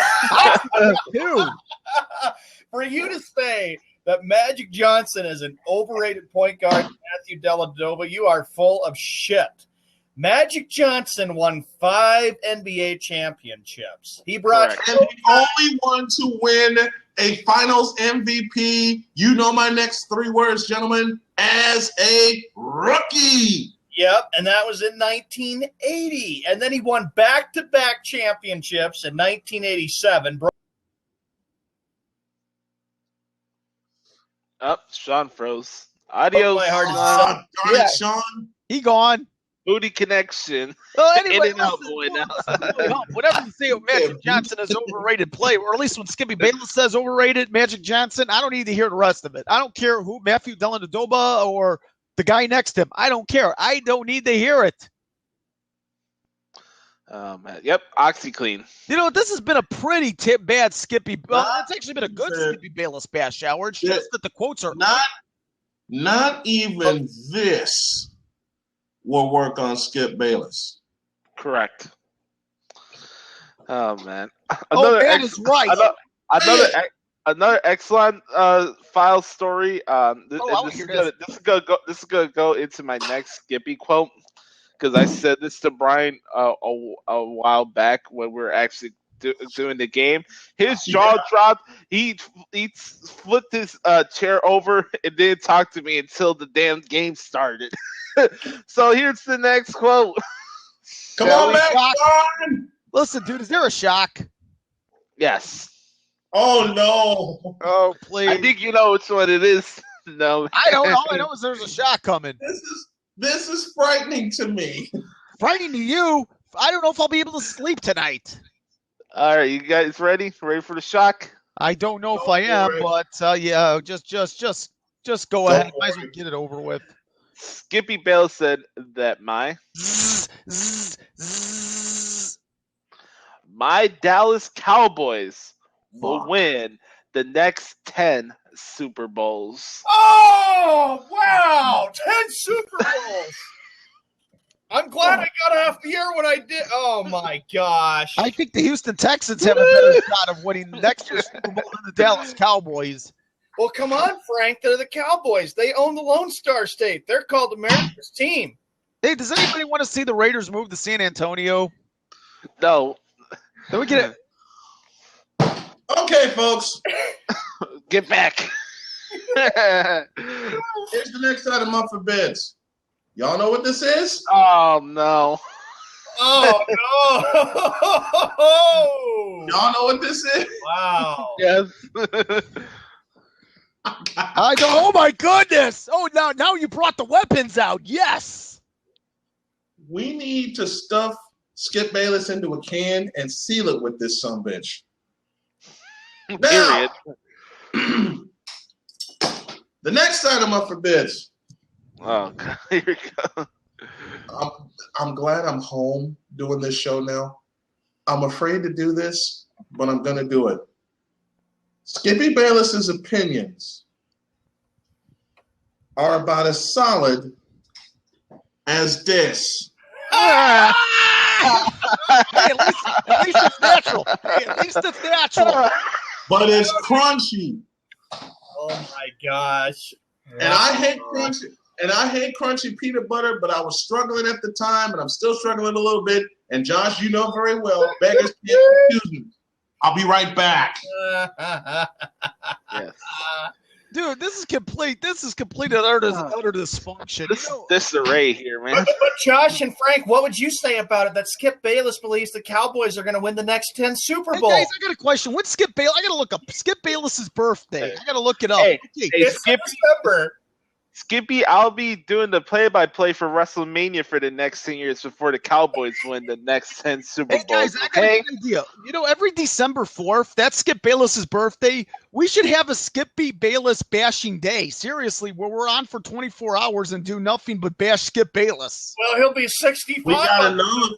We got enough material to last that long. Yeah, we'll do 24 hours of bashing Skip on his birthday. Yeah, for charity. We got enough. And you know what? And then Skip Bayless will probably say, with the Cowboys winning the next 10 Super Bowl, the Cowboys are always going to be America's team. We'll do it for charity.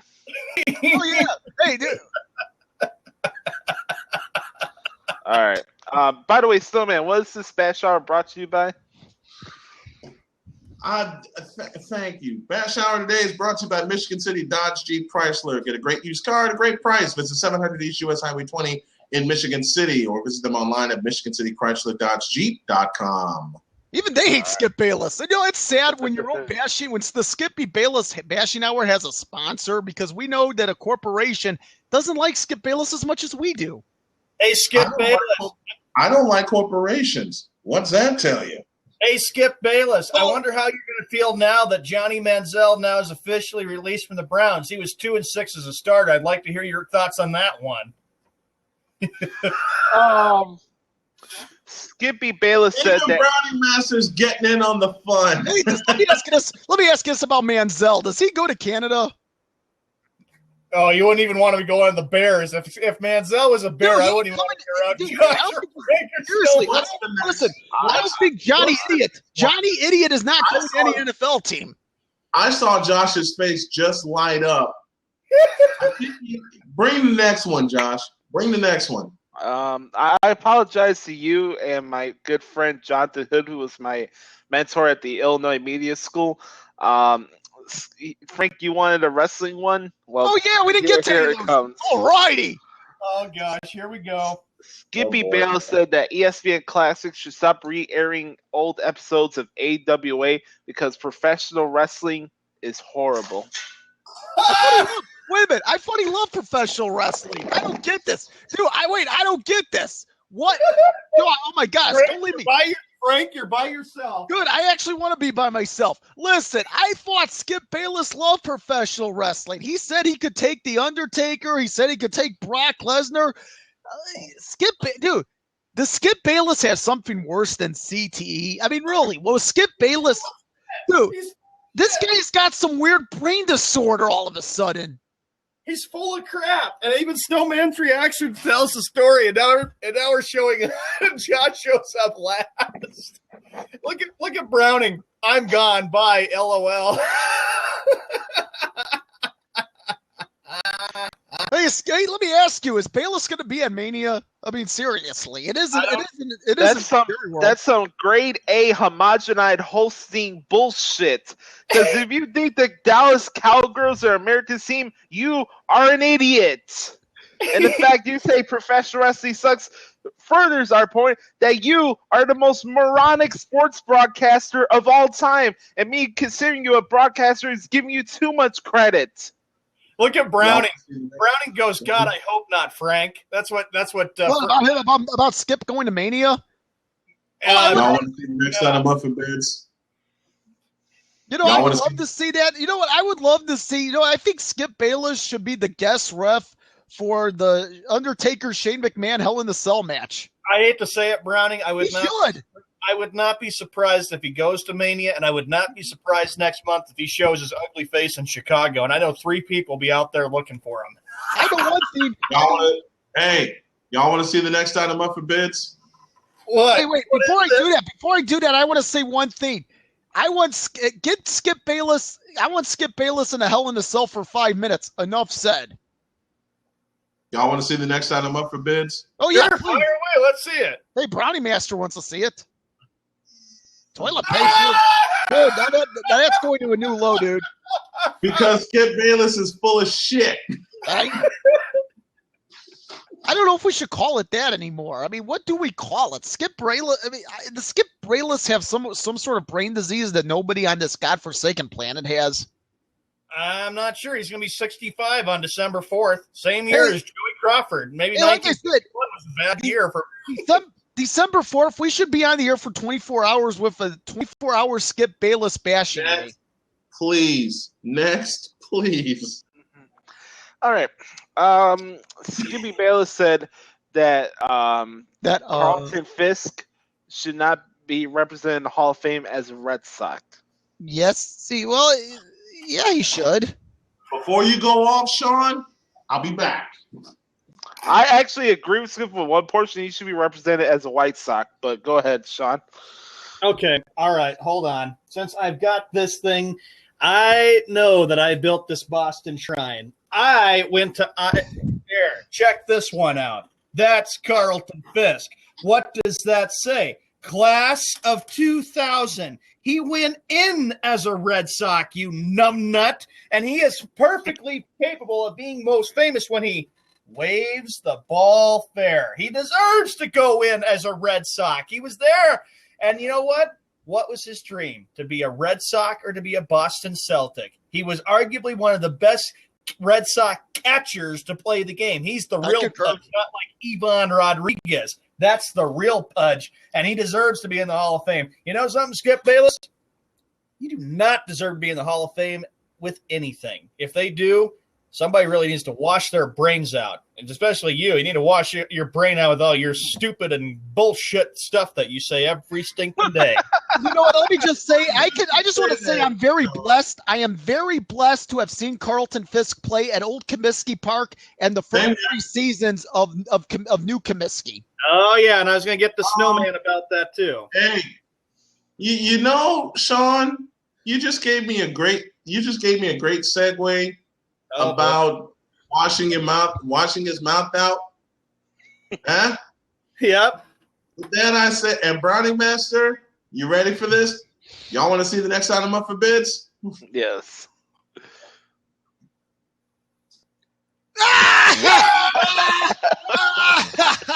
Oh yeah! Oh. Hey, can we still skip? How about Skip Bayless edition? You know, I agree with Brownie's sentiments in the chat room. I agree there, dude. Not from a selfish standpoint, because I'm not selfish, but yes, I am better than Skip Bayless. Wait, I got one more. Oh, this ought to be good. Saying Carlton. Oh, this is fun. Now, How dare he insults Greg Maddux yes. and Frank Thomas? Hey, as y'all know, my favorite game show is The Price is Right, which is what I've been alluding to for the past hour. Y'all want to see the next item up for bids? Let's Sure. do it. Hey, Jax. Oh, my God. Hey, you know what? What props are we going to have when we do this next time? Seriously. You know what? With all the quotes You never know what I'm going to have over here. Hey, Josh, with all the quotes you've read today, it sure is sad that he has to insult Frank Thomas, Greg Maddux, and Carl. Yeah, how dare he insults 3 Chicago baseball legends, although Maddux, I'll say this, was more of a legend in Atlanta. I'll give him that due.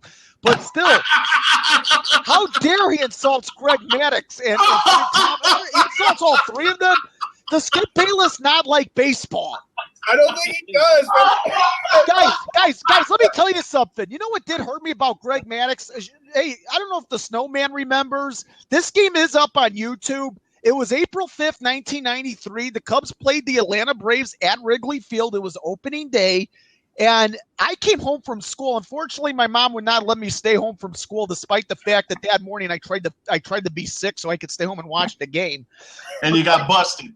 No, actually, I went to school. My mom, so man, do you remember that day when Maddux in '93 started as an Atlanta Brave? His first start against the Braves against the Cubs. I actually forced my mom to stay home. I actually forced my mom to let me stay home from school. We actually had a fight that morning. Sure enough, she sent me off. I did, guys. You know what I did do? I did sneak a radio to school that day. Brownie, you crack me up. Have Skip on there, see whoever. And I rushed home. And I rushed home to watch the game. And I rushed home to watch the game that day. I think I'm ready. I think I'm ready for the next quote, but I want to be sure. So lay it on us, Josh. All right. This is the last quote of the day. Damn. You know what? I'll make it 2. Yeah. Hey, bonus. For the weekend. Hey, dude, we get a bonus, man. Okay. Skippy Bayless said that Willie Mays is the most overrated legend in the history of baseball. Well, no. When you ever say Willie Mays is overrated, that's enough. It's like when you say Magic Johnson overrated as a point guard. That's enough. You know what? Some of these quotes, Glue Hump, I don't even need to hear the rest of them. I have to say this since I had to get up because I couldn't believe this stupid thing. I have to say that Willie Mays is one of my Uncle Tom's favorite baseball players. His favorite baseball player is Willie Mays. How in the living blue hell do you do that to Willie Mays? Boy, Skip Bayless, you're an idiot. You attack baseball legends today. You attack Frank Thomas and Greg Maddux and Carlton Fisk, and now Willie Mays? You are such a prick. Dude, I don't think prick describes Skip Bayless. I hope I don't get amnesia from this bath shower today. I just feel bad that I had to write down these quotes. Y'all ready? Gosh, go ahead, Snowman. Hey, Brownie Master. You ready for the next item up for bids? What's up for bids, dude? Y'all ready for the next item up for bids? Dude, what's up for bids? And I think this fits. Oh, yeah, trainer.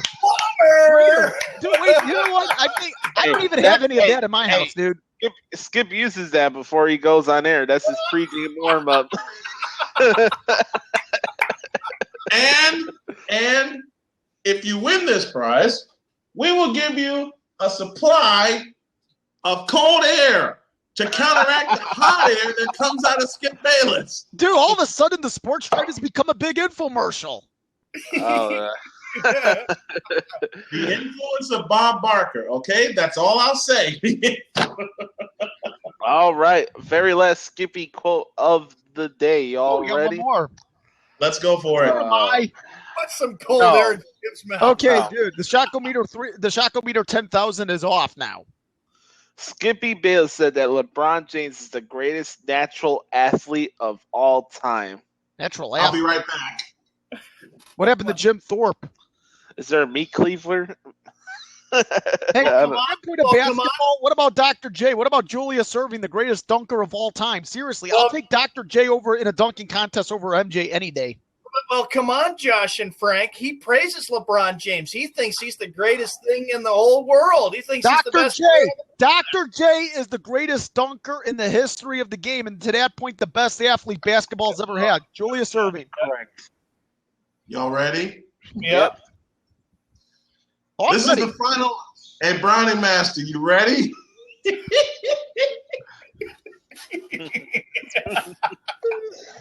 All right. He said, "Yep." This is the final item up for bids, and then I got to pack up and take off for Michigan City. Natural athlete and LeBron James. LeBron James is a good athlete, but greatest natural athlete? No way. No. I think that this fits with our final item up for bids because he needs a little bit of this. Oh, more of the best. Wow. That's the right for the Skip Bayless Bash Hour. But before Snowman gets on his horses to Michigan City, we do have to get to the spoken word because Brian did have a very specific spoken word he wanted to do today. Go ahead. Don't give up on your dreams. Of course Don't not. give up because people tell you to. Don't give up because people think they know what you need in your life and what counts in your life. When someone tells you, pursue your dreams with a reckless abandon and all the passion that you have, go on those words. Go on the fact that you know what you need and want and love to do. Amen. I say this because my dad for years told me, go after what you want and don't let anyone stop you. So I'm borrowing my dad's words. Go after what you want and don't let anyone stop you, because the more you let people stop you, the more time that you waste. I had to figure this out for the last 20 years. And why do I say I wasted a lot of time in 20 years? Because I didn't do this my way until January of this year. Find out the people who are really in your corner. Find out the people who will truly stand by you, with you, and next to you when times get rough, because that's when you find out who your real friends are. Yeah. When you find out who your real friends are, they'll be the people that are staying with you. And if you're standing alone, fuck it, you're standing alone. So if you have to stand alone against the people that want to take the safe route, fuck them. You don't need them. Go after what you want and don't let anybody stop you. LaShawn Encarnacion did it every day. He took on the government. He took on financial aid. He took on the doctors that he believed didn't care about him, and they didn't. Because if they cared about him, they'd have solved his problem without an issue. This should let you know the double standard that we see in society today, especially in the 21st century, because it's all about money and security. And what people need to realize, there is no security anymore when it comes to jobs, when it comes to retirement. Nothing. The government blew all that aside a long time ago. Again, this is my own opinion. But I said all that to say this. Establish your own security. Establish your own retirement. Establish your own. Because once you establish your own, no one can take it away from you. That's our spoken word for today. Amen to that. I got to tell you, so true. You know what? It's about. I just want to say with you guys too. I know what your dreams are. Or the three of you, I should say, the three of you. I know what your dreams are. I back you up. You ever need support, please let me know, because I want to help you guys succeed. All three of you. We got you too, Frank. We got you too. Amen. Hey, Brian, I can't wait for a meeting, by the way, on Tuesday. I am so excited and looking forward to that. So, like I said, that's my spoken word. Go after your dreams and fuck everybody else, period. Screw whatever they say about you, and don't ever let anybody tell you differently that you're bad. You know, I mean, don't ever, be yourself and be you and do the best job you can every day and realize that life is a gift. Count all your blessings and be proud for what you have. Here's one of my dreams. Check out one of my dreams. I want to buy this one of these years. A Harley Davidson. Seriously, this bike. I actually want to buy this bike. This is one of my. This is a bike I want to buy one of these years. Well, Frank, you have to do this. If you want a Harley Davidson, then you got to wear a black jacket and a black helmet. That'll show you that you're the real Harley man.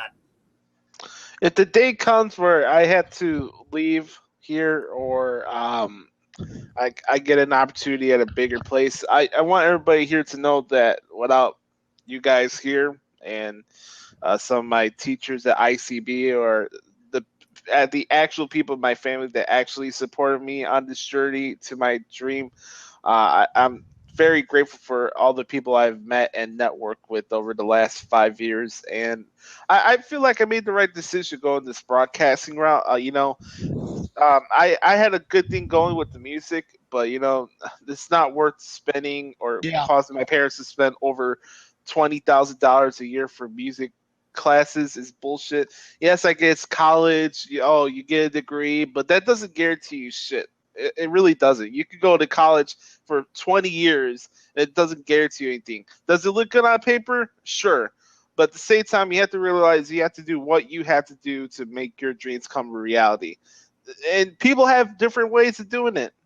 I'm not knocking people that have 4-year degrees that get automatic access to this or whatever. You did what you had to do. But is it worth being in debt your entire life? No. Is it worth causing mental stress? No. Absolutely. And secondly, I'm not going to change who I am for anybody. I don't care who it is. I don't care if it's family members. You better believe it. And I wish you guys do this as well. Do what you had to do to make yourself happy. Indeed. No matter what. Indeed. All right. So it looks like Frank bounced it out. We're about to wrap it up there. Make sure you follow our quasi bowling expert, Sean Mann, the Walmart boy, at Twitter at Sean Mann ASN. Follow the Snowman Twitter at Golden Voice Snow at Arena Sports Net. Check out his games this weekend and all the news going on in the Arena Sports Network. Rest in peace out there, the Dark Truth. And make sure you follow Frank at Twitter at Big Win Frank. Thank you guys for checking out the show. If you missed the replay, check it out here on Blab. Also check out the replay on the Arena Sports Network on the Sports Drive section, and also on my personal YouTube channel, Joshua Lopez. So for Frank, the Snowman, and Sean, my name is Josh Lopez. This is the Sports Drive. Enjoy your weekend. We'll talk to you on Monday. See you later, everybody. What a blast. See you later.